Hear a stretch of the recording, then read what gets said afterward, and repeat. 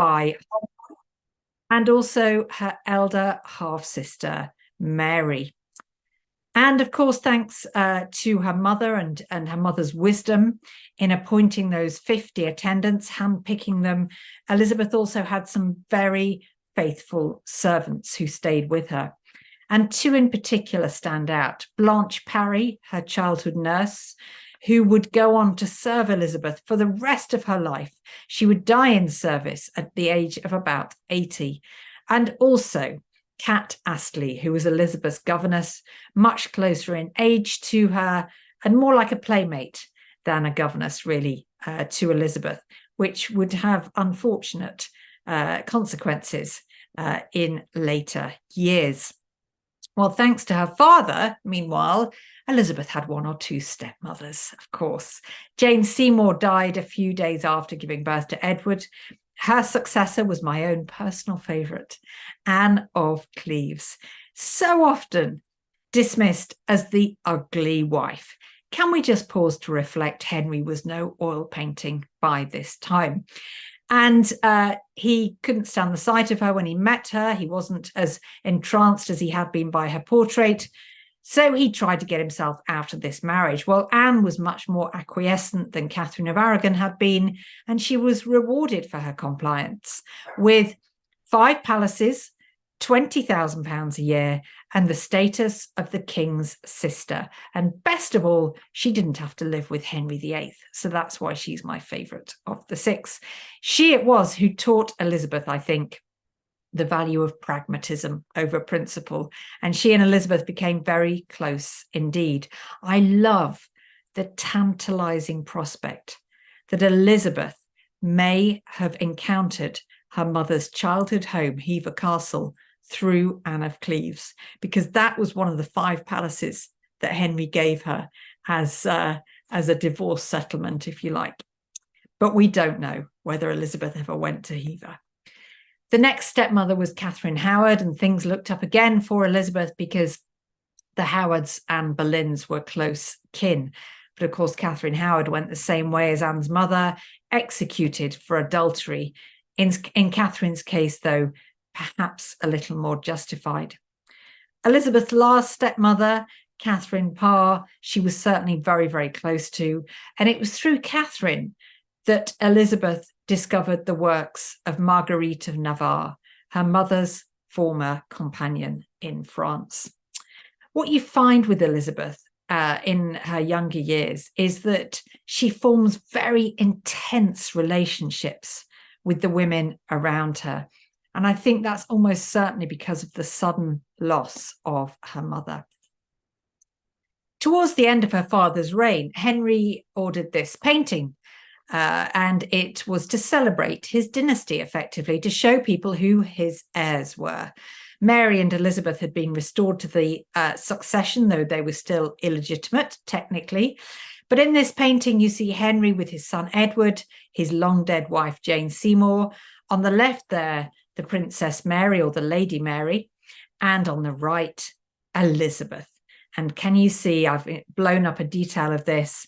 Elizabeth wore her mother's A pendant when she sat for this painting, which was, I think, a bit of almost teenage rebellion, because by now Elizabeth had definitely developed a fascination with her late mother. She didn't think too highly of her father, I don't think. You can't take Elizabeth's words at face value. She praised Henry to the skies, but look at her actions. So upon Henry VIII's death in January 1547, his last wife, Catherine Parr, married with unseemly haste Thomas Seymour, the man she had loved all along.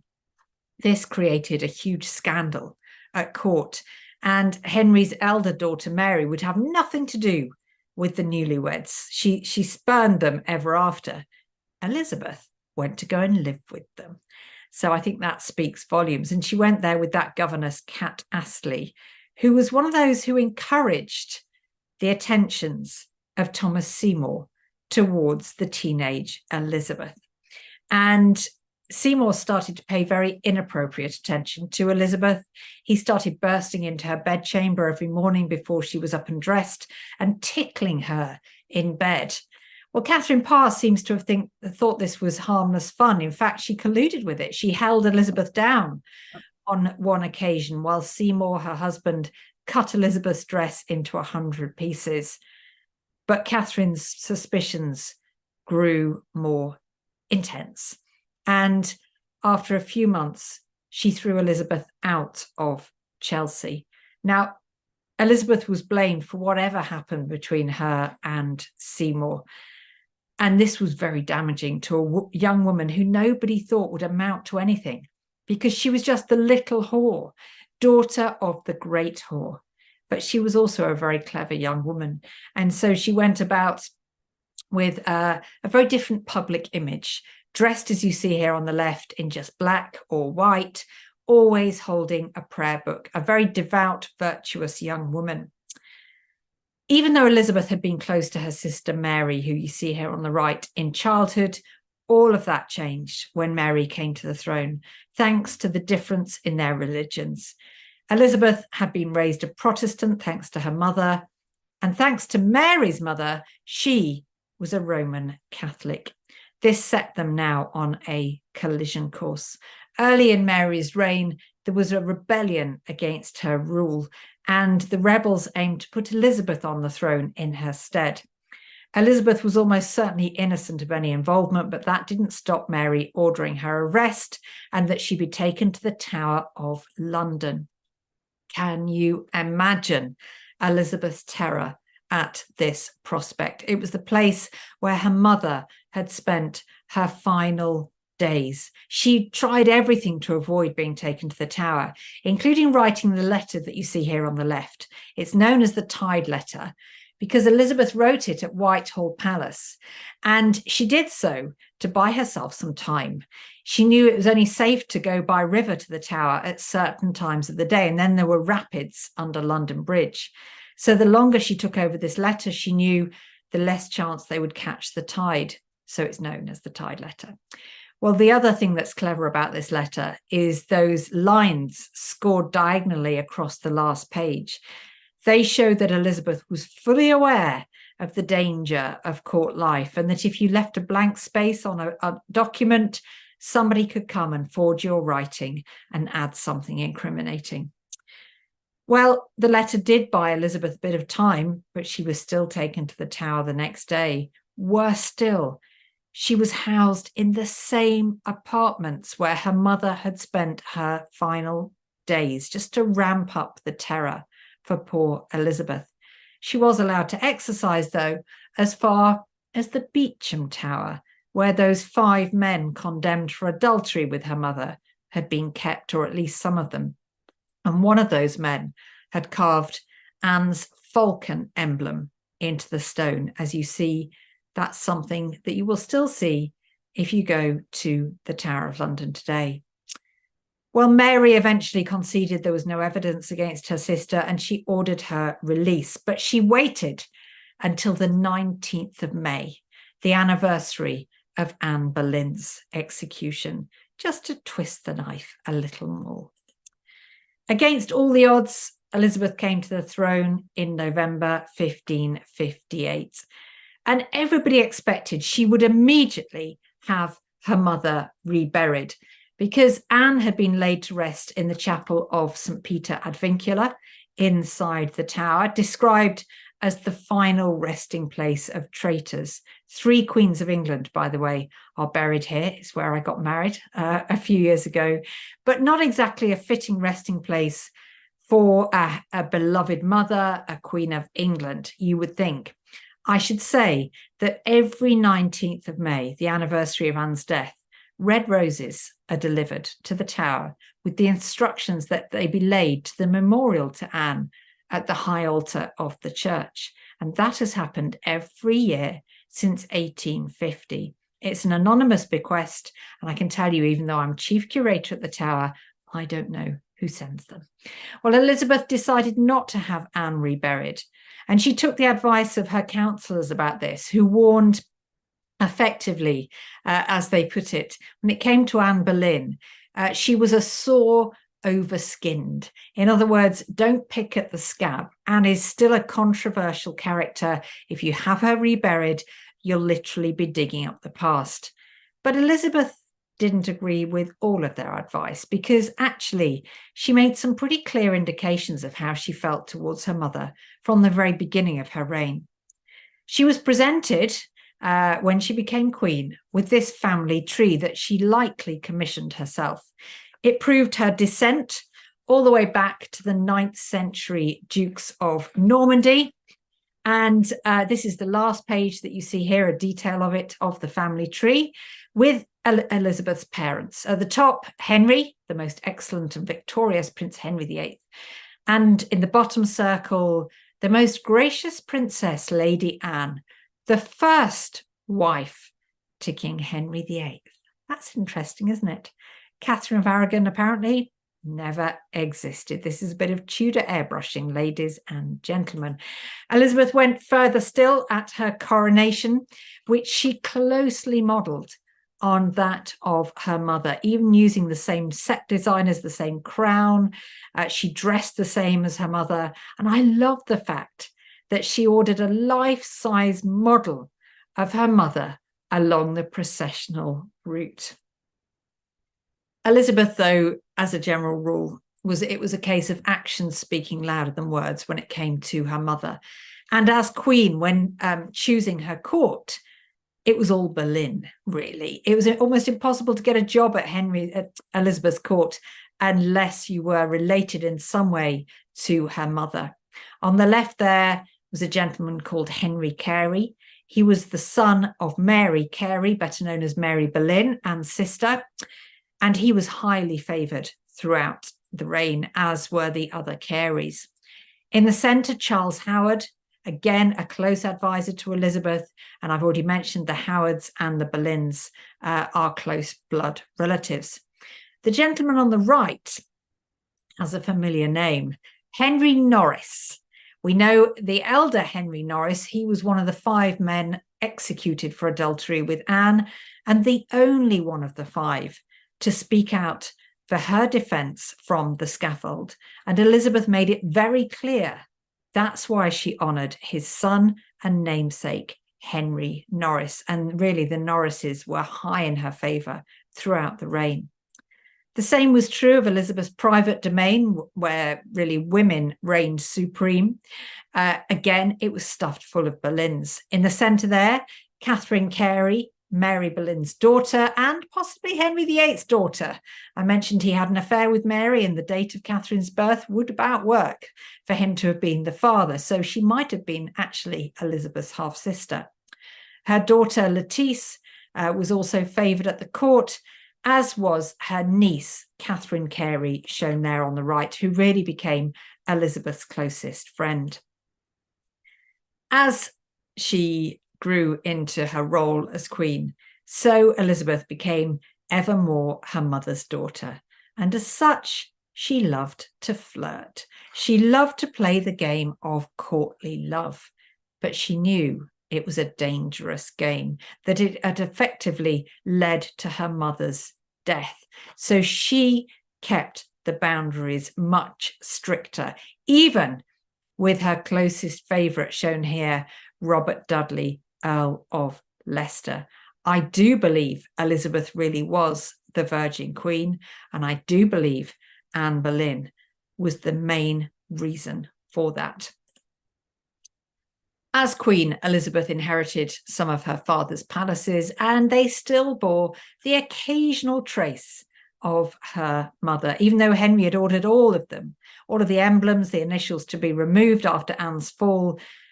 There had been some that had been missed by the royal carpenters, including the intertwined H&A in the Great Hall at Hampton Court. And some of you may have seen this beautiful falcon in the news a few years ago.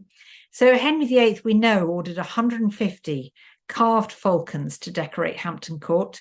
I mentioned the falcon was Anne Boleyn's most famous emblem. Now, they were all taken down, those that they could reach after Anne's fall, but not this. Well, this one was as well, but this one turned up at auction. It was suddenly discovered. Don't know where it had been all those years, but it was bought for £75 and lovingly restored. And the antiques dealer who bought it told us about it at Hampton Court. We did analysis on it, and matched it to the description in the building accounts.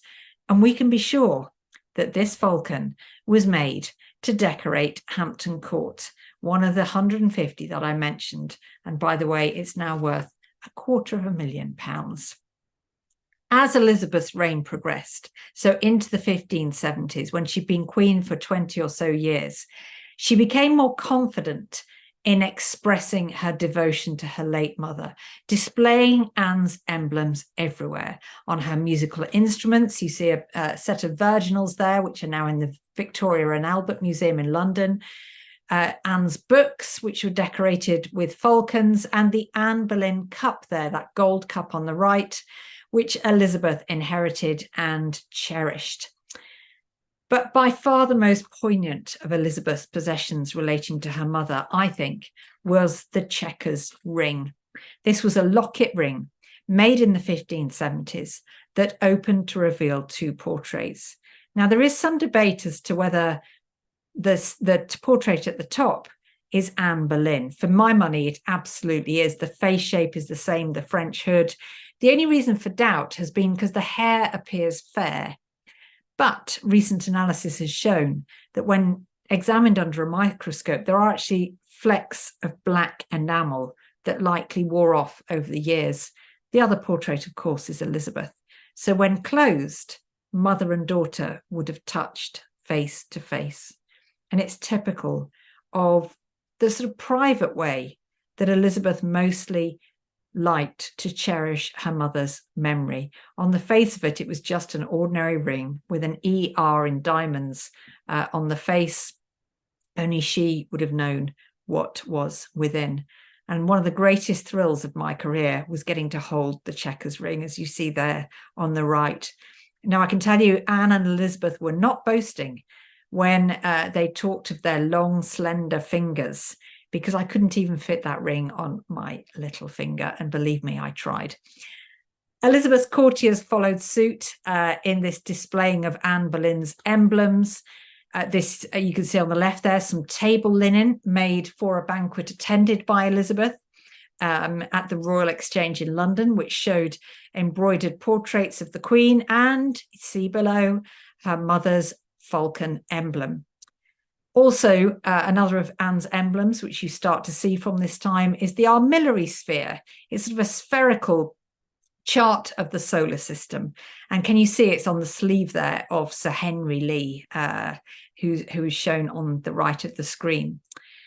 Well, it also became fashionable to commission portraits of the Queen's late mother. And most of the portraits that we have of Anne from the Tudor period actually date from Elizabeth's reign. Anne's influence over her daughter's religion would be one of the longest standing, most profound of all the ways in which she shaped her daughter. Now, I mentioned Matthew Parker, who she appointed to care for Elizabeth spiritually, and he did absolutely honour his promise, and in fact became so close to Elizabeth and so revered by her that she made Parker her first Archbishop of Canterbury. So this was really Anne's lasting legacy, the permanent establishment of Protestantism through her daughter. And you see here at Hampton Court, we have a display at the moment, mother and daughter side by side in religion, if you like, because we have borrowed Anne's beautiful Book of Hours from Hever Castle. And on the right there, we have displayed it next to a Book of Common Prayer used by Elizabeth I. In 1578, Elizabeth and her court went on one of their magnificent progresses to Norfolk. Now, this was Boleyn heartland, where the Boleyns hailed from. And during the progress, Elizabeth attended a service of thanksgiving at Norwich Cathedral, and she asked very specifically that her throne be placed with this view that you see here, because it faced directly onto the Boleyn family chapel. And her eyes, so the others present in the congregation noted, never left that chapel during the service. And by the end of the service, they had filled with tears. Norfolk remained close to Elizabeth's heart, and also a real heartland of support for Elizabeth, as was demonstrated in 1588 when the Armada threatened England's shores. And to really show their support for the Queen, the people of Norfolk commissioned all sorts of decorations of showing the Queen's arms, including at this beautiful, very remote church, the Church of St. Margaret's in a tiny village called Tudorcon, where they commissioned this magnificent painted screen that's still remarkably preserved to this day, bearing Elizabeth's arms. And can you see there at the bottom, and I've blown it up for you there on the left, her mother's white falcon. Elizabeth also continued to display her mother's emblems towards the end of her reign. You see in that detail of the sleeve of this famous rainbow portrait and dress, the armillary sphere again appear just above the head of the serpent.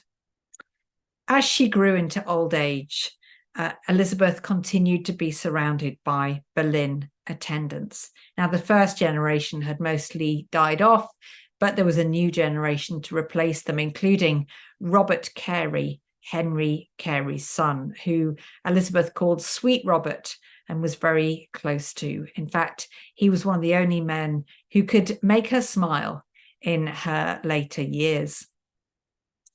At the beginning of 1603, Elizabeth had moved to Richmond Palace. It was her favourite palace because it was her warmest palace. Who can blame her? And I think she sensed that her life was now slipping rapidly away. In February that year, she learned of the death of her closest friend and maternal kin, Catherine Carey, shown there on the left. And Elizabeth seemed to give up on life as soon as she heard that news. She refused to go to bed, to rest, to eat, or to drink. And it was only Catherine's widower, Charles Howard, another Boleyn relative, who managed to persuade Elizabeth eventually to take some rest. Therein, Elizabeth's life slipped rapidly away. She died on the 24th of March, 1603, easily like a ripe apple from the tree, mildly like a lamb, according to her chaplain. She was surrounded by her Boleyn relatives to the very end. Her story had started with the Boleyns and it ended with them too. Throughout her funeral procession in April, her mother's falcon emblem was proudly displayed. And if you peer very closely at her tomb in Westminster Abbey, you will see a tiny carved falcon there too. Well, when it comes to the Tudors, we've been obsessed with the story of Henry VIII and his 6 wives and debate endlessly whether his daughter Elizabeth really was the Virgin Queen. But along the way, we've missed, I think, the most fascinating relationship of all, that between a mother and daughter who truly changed the course of English history. Thank you very much.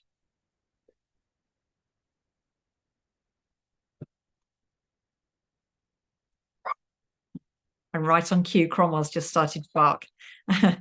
Now, I don't know if Heather's going to come back and if we're going to do any questions at all. Yes. Oh, yeah. Thank you so much, Tracy. That was good. Not sure.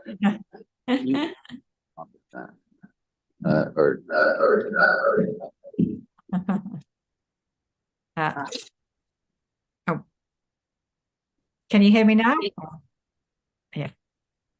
Yeah, we were getting an echo on our side because of the microphone on the computer. So I think to do this, I want to give people online a chance to type in questions, which Jonathan can read. But first, how about, do you guys have any questions? You have a couple minutes for questions, Tracy? Yeah, I'm fine. Okay. I'm fine. Okay. Yeah, 11 your time. Great. Okay. All right. I see some hands. Let's start over here. Who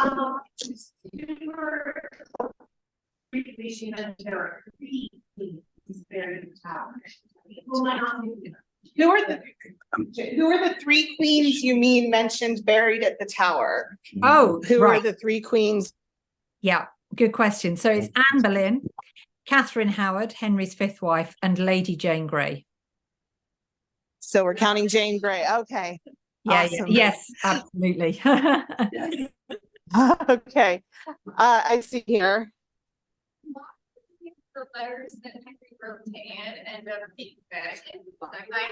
Okay. Why did the love letters end up in the Vatican? You know what? I'm so pleased somebody asked that, because what a great question, and one that I'm asked pretty much every talk, because how intriguing is that?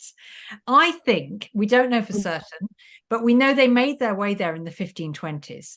So this is when Henry's campaign for an annulment was at its height. And the theory that convinces me most is that they were actually stolen by a supporter of Catherine of Aragon, because they didn't show Henry as a very faithful husband, these letters. So they wouldn't exactly make the Pope minded to grant his annulment. So I think it's very likely it was, whether it was the ambassador Chapuis or one of his agents, I don't know, but I think it was probably likely they were stolen and very deliberately made their way to Rome. Perfect. There's an online question from Trisha. If Elizabeth wore the same clothing that her mother wore at coronation, does that mean that it's also the same coronation dress Mary I wore? I understand that Elizabeth wore the same coronation that Mary wore to unite the country. Yes. So when I said it was the same dress, I meant the same style, the same color scheme, rather than necessarily it might have been the same dress, but it appeared the same as the design used for her mother. Now, the one worn by Mary was part of the coronation robes. So during the coronation ceremony, and this still happens, the monarch actually changes robes. They add coronation robes. And so those would have been used for every coronation, but they might not have been the same robes as were worn during the actual procession. So I think Elizabeth and Mary did wear different robes during each of their coronations. Awesome. Let's take another part. Yep. Lisa? Relationship with either Thomas Boleyn, Elizabeth Boleyn, or Mary Boleyn? Did Elizabeth have any relationship with either Thomas Boleyn, Mary Boleyn, any of the relations? Yeah. These are great questions. You can tell it's a room full of Tudor aficionados. Thank you. Not that we know of. So either before or after Anne's death, there's no evidence that Elizabeth had any contact with her immediate Boleyn family after her mother's execution. We do know she would have been in the same room as her grandfather, Thomas Boleyn, because they both attended the christening of Elizabeth's baby brother, the future Edward VI. But otherwise, there is no recorded contact whatsoever. And that may have been just because the records don't exist, or it may have been deliberate on Henry's part to keep his daughter away from the Boleyns. All right, we have an online question. Monica says, can you elaborate more on the similarities between the coronations? Oh, yeah. In fact, absolutely, because this is a pet subject of mine. So, yeah, it was striking to me that Elizabeth employed the same set designers, really, and she studied accounts of her mother's coronation. She took the same theme, the same kind of classical theme, and that of the Virgin Mary. So the overall theme was one of virginity, purity, virtue, which was easier for Elizabeth to pull off than Anne, because Anne was very visibly pregnant by the time she was but definitely the theme of kind of virtue and of here is a woman placed by God, chosen by God to save their people. And also the idea of fertility was a theme. Now, of course, it wouldn't be direct fertility for Elizabeth because she chose to remain unmarried, but she sold herself as being the mother of her people. And so, yeah, it's striking how many little details, and I do go into this in a lot more detail in my book, but how many details Elizabeth borrowed from her mother's coronation. Okay.